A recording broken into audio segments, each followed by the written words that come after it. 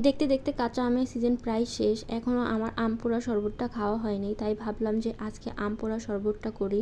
আর আজকে আমি আপনাদের সাথে আম পোড়া রেসিপিটাও শেয়ার করব। তো হ্যালো এভরিওয়ান, আসসালামু আলাইকুম। কী অবস্থা সবার? আশা করি সবাই ভালো আছেন, আমিও অনেক ভালো আছি। আম পোড়া শরবতের জন্য আমি এখানে 3টা আম নিয়ে নিয়েছি আর সাথে এগুলো পুড়িয়ে নিয়েছি গ্যাসে। যদি কেউ চায় এটা চুলাতেও পোড়ানো যায়। তো আমগুলো পোড়ানোর পরে আমের ছোকলাগুলো আমি ছাড়িয়ে নিয়েছি, আর এটা ছাড়ানো কিন্তু খুবই ইজি। দেন আমি আমগুলো আটি থেকে একটু ছাড়িয়ে নিব, যেহেতু ব্লেন্ডার করব এর জন্য আমি এক এক করে সবগুলো আমের থেকে মাংসগুলো ছাড়িয়ে নিচ্ছিলাম। আর এই আম পোড়া শরবতটা কিন্তু চাইলে আম সিদ্ধ করে বানানো যায়, কিন্তু তাতে না বেশি একটা টেস্ট আসে না, কারণ আম পোড়া যে একটা স্মেল সেটা ওই সিদ্ধ করলে আসবে না। তো যাই হোক, আমগুলো আমি ছোট ছোট করে কেটে নিয়েছি। এখন আমি আঠিগুলো আলাদা করে নিব, কারণ আম পোড়া শরবতের জন্য এখানে আমার আঠির কোনোই প্রয়োজন নেই। দেন আমি এটা একটা ব্লেন্ডার জারের ভিতরে নিয়ে নিয়েছি। এরপর আমার যা যা লাগবে আমি সুন্দর করে সাজিয়ে নিয়েছি, যেমন জিরার গুঁড়া, লবণ, পুদিনা পাতা, একটু আদার স্লাইস, লেবু, কাঁচামরিচ আর ধনিয়া পাতা, সাথে চিনি। আর আমি চিনির পরিমাণটা একটু বেশিই রেখেছি। এরপর আমি সেই ব্লেন্ডার জারের মধ্যে সব কিছু এক এক করে দিয়ে দিচ্ছিলাম। আর হ্যাঁ, আজকে সকালবেলা ঘুম থেকে উঠে দেখলাম কি অনেকের ফেসবুক মনিটাইজেশন নাকি চলে গিয়েছে। আসলে এটাই কি সত্যি কথা? আমাকে কমেন্ট করে জানাবেন যার যার ফেসবুক মনিটাইজেশন চলে গিয়েছে। আমি তো সকালবেলা পেজে ঢোকার পর আমি পুরাই ভয় পেয়ে গিয়েছিলাম, যে আমিও ভাবছি যে মনে হয় আমার ফেসবুক মনিটাইজেশনটা চলে গিয়েছে। এখন দেখি যে না, আলহামদুলিল্লাহ চলে যায়নি। তো এরপর আমি সব কিছু সুন্দরভাবে ব্লেন্ড করে নিয়েছি, আর এই ব্লেন্ডটা কিন্তু খুব মিহিভাবে করতে হবে।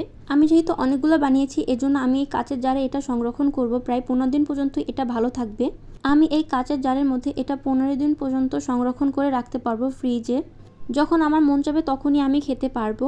আর আজকের জন্য আমি একটু ডেকোরেশন করতেছিলাম, যেহেতু এটা ভিডিও করব, ছবিও তুলবো, ডেকোরেশন না করলে তো আর হয় না। এর জন্য আমি একটা জুসের গ্লাসের উপরে লেবু দিয়ে একটু ঘুরিয়ে নিচ্ছিলাম। দেন আমি এই চিনি, লবণ আর গুঁড়ো মরিচের মধ্যে এরকম ঘুরিয়ে নিচ্ছিলাম, দেখতে অনেক সুন্দর লাগে, খুবই অ্যাস্থেটিক একটা লুক দেয়।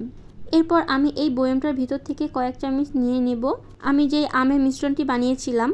আর এই গরমে আমের শরবত বা যে কোনো শরবত কিন্তু ঠান্ডা ঠান্ডা খেতেই ভালো লাগে। তো এর জন্য আমি এখানে কয়েক টুকরা বরফ নিয়ে নিয়েছিলাম। দেন আমি এখানে কয়েক চামচ আমের মিশ্রণটি দিয়ে দিব।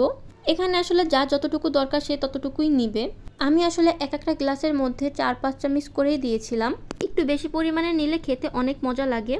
ও হ্যাঁ, আমি ভুলে গিয়েছি, আমি এটার মধ্যে একটু ভাজা মশলা আর বিট লবণও দিয়েছিলাম, ওটার ভিডিও করতে আমি ভুলে গিয়েছিলাম। যেহেতু আমি বরফ দিয়েছি এজন্য আমি এখানে নর্মাল পানি ইউজ করলাম, কেউ চাইলে এখানে ঠান্ডা ঠান্ডা পানিও দিতে পারে।